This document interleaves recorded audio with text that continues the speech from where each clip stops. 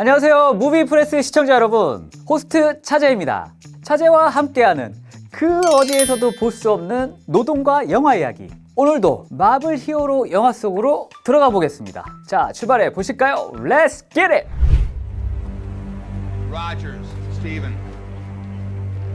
2차 세계대전이 한창이던 그때 조국을 위해 입대를 하려는 주인공 스티브 로저스. 하지만 허약한 신체 조건으로 신체 검사에서 실격을 받게 되는데요. 그러던 중 우연한 기회에 슈퍼솔저 프로젝트를 운영하는 부대의 담당자에게 발탁이 되고, 이를 통해 스티브는 단숨에 미국을 전쟁에서 승리로 이끌 캡틴 아메리카로 변신을 하게 됩니다. 한편 나치의 비밀 조직인 하이드라는 신비한 힘을 바탕으로 세계 정복을 하기 위한 최후의 전쟁을 준비하게 되는데요. 이를 막기 위해 캡틴 아메리카와 하울링 코만도스의 동료들이 싸움에 나서게 됩니다.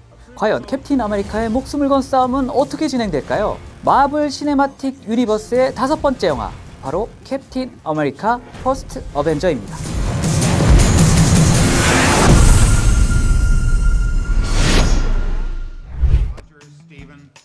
오늘 영화는 캡틴 아메리카 퍼스트 어벤져입니다. 2011년 7월에 개봉한 이번 영화는 마블 히어로들의 정신적 지주인 캡틴 아메리카의 기원을 그린 영화인데요.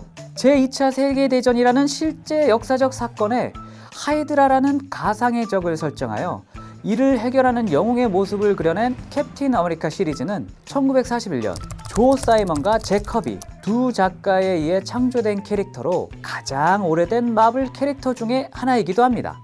이런 아이코닉한 히어로를 연기한 배우는 2005년 판타스틱 4에서 휴먼 토치 역할로 이미 한 번 히어로 캐릭터를 연기했던 크리스 에반스가 맡았는데요. 마블 민국이라고 해도 과언이 아닌 우리나라에서 개봉 당시 전국 관객 51만 명이라는 민망한 성적을 거두기도 했고, 전 세계 흥행 수익도 간신히 제작비를 뽑을 정도로 아쉬운 작품이기도 합니다. 그럼 과연 이 영화에는 어떤 노동 이슈가 숨어 있을까요?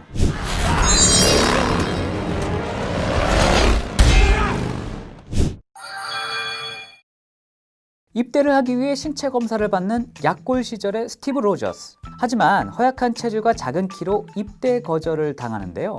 만약 일반 회사에서 같은 이유로 채용을 거절당한다면 이건 과연 불법일까요? 아닐까요? 혹시 기억나시나요? 옛날에 항공사 승무원들의 키 제한 문제가 사회적 이슈가 됐었던 적이 있었는데요. 2008년 당시에 승무원 지망생들이 162cm라는 항공사의 키 제한 규정에 대해 국가인권위원회에 진정을 제기했었습니다. 이에 국가인권위원회는 다음과 같이 답을 내렸는데요. 불가피성이 입증되지 않은 심장 조건을 근소한 차이로 충족시키지 못한다는 이유로 심장 162cm 미만인 사람이 응시조차 못하게 하는 것은 합리적 이유가 없는 평균권 침해의 차별 행위에 해당합니다. 라고 결론을 내린 겁니다. 그래서 지금은 지원 자격 조건에서 신장에 관한 부분은 삭제가 된 상태입니다.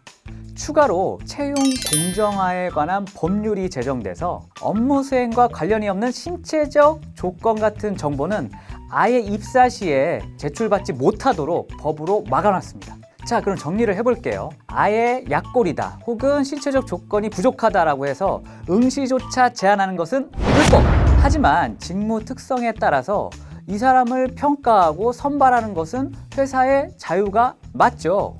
스티브 씨, 만약에 응시의 기회조차 없다면 당당하게 따지시고요. 직무 능력에 맞는 몸을 만드셔서 당당히 캡틴 아메리카가 되시기 바랍니다.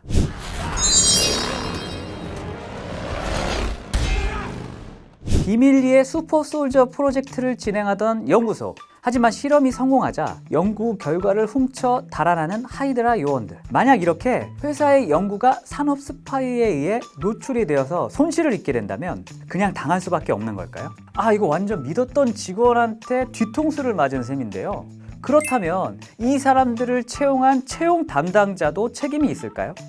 글쎄요. 만약 이 채용 담당자가 이 직원들과 미리 짜고 이러한 일을 기획했다, 그리고 서로 간에 이러한 커넥션이 있다는 증거가 발견됐다 라고 하면 이 채용 담당자도 공범이니까 그냥 경찰에 신고하면 될 겁니다. 하지만 채용 담당자도 이런 사실을 몰랐다 라고 한다면 책임을 묻기는 좀 어려울 것 같습니다. 이 채용 담당자도 피해자일 테니까요. 사실 이렇게 채용 단계에서 지원자의 인성을 검증하는 일은 어렵잖아요. 그래서 추가적으로 법적인 안전장치를 걸기도 하는데요.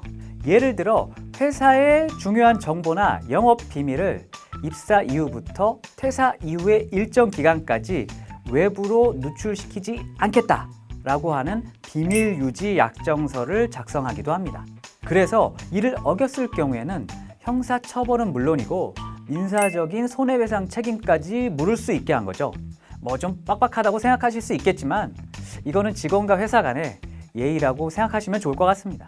그러니까 이런 하이드라 요원 같은 요런 미꾸라지 같은 놈들이 전체 물을 흐린다니까요. 아, 이거 안 되겠어. 자, 그럼 이런 하이드라 같은 나쁜 놈들 말고 자이든 타이든 회사를 떠난 직원이 있다고 한번 가정해 봅시다. 그런데 이 직원이 퇴사하기 전에 다른 서약서 하나를 쓰게 되는데요. 그 내용은 뭐냐면 퇴사 이후에 다른 경쟁 업체에 일정 기간 동안 취업하지 않겠다라고 하는 내용의 서약서를 쓴 거죠. 이런 거를 경업 금지 서약서라고 하는데요. 아니, 퇴사했으면 끝이지. 왜 이런 재취업에 대해서 제한을 거는 약정서를 쓰게 되는 걸까요? 이거 법으로 문제 있는 거 아닐까요? 그런데 법에서는 이러한 서약서도 예외적으로 인정할 때가 있습니다. 이건 또 무슨 얘기냐고요? 예를 한번 들어보죠. 어떤 회사가 있는데 한 직원을 그 회사의 핵심 인력으로 키우기 위해서 시간과 자원을 마구마구 투입한 겁니다. 그리고 그 직원이 회사의 기대대로 핵심 인재가 된 거죠. 이제 그 직원이 업무 성과를 낼 차례가 왔는데 갑자기 퇴사를 해버리겠다는 겁니다. 만약에 이런 먹튀들에 대해서 법적인 제한이 없다면 기업들은 앞으로 아무도 사람의 투자를 안 할 겁니다. 그럼 결국 어떻게 될까요? 결국엔 이거 사회적 문제가 되고 모두가 피해를 보는 결과가 되잖아요.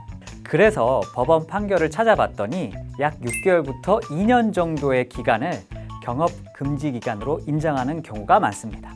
이 먹튀들 진짜 이거 하이드라랑 똑같네 이거. 이거 어떻게 해야 되지? 무개념들을 이거. 하이드라, 너 경업 금지야. 너 다른 데 가면 안 돼. 너 먹튀야. 이거 안 된다. 네, 오늘은 영화 캡틴 아메리카 1편 속에 숨겨진 노동 이야기를 찾아봤는데요.